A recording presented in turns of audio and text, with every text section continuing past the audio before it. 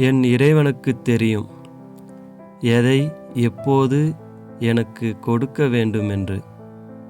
எதிர்பார்க்காத நேரத்தில் எதிர்பார்த்ததை விட அதிகமாகவே எனக்கு தருகிறான். இத்தனைக்கும் இறைவன் இருப்பதை அவ்வளவு உறுதியாய் நம்பாதவன் நான். எவராலும் கண்காணிக்கப்படாத போதும் சரியாக இயங்குவதற்கு பெயர்தான் நேர்மை. வெளி உலகத்தை பார்த்தபோது ஒன்று எனக்கு புரிந்தது.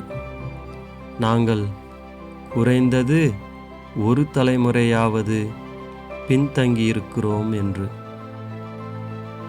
ஆம், அம்மாக்கள் எழுத கற்றுக் கொடுத்த தலைமுறையில் அம்மாவுக்கு கையெழுத்து போட கற்றுக் கொடுத்த தலைமுறையைச் சேர்ந்தவன் நான். போராடித்தான் வெல்ல வேண்டியதாயிருக்கிறது.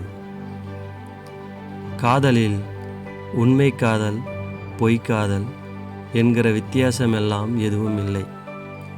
காதல் என்றாலே உண்மையானதுதான்.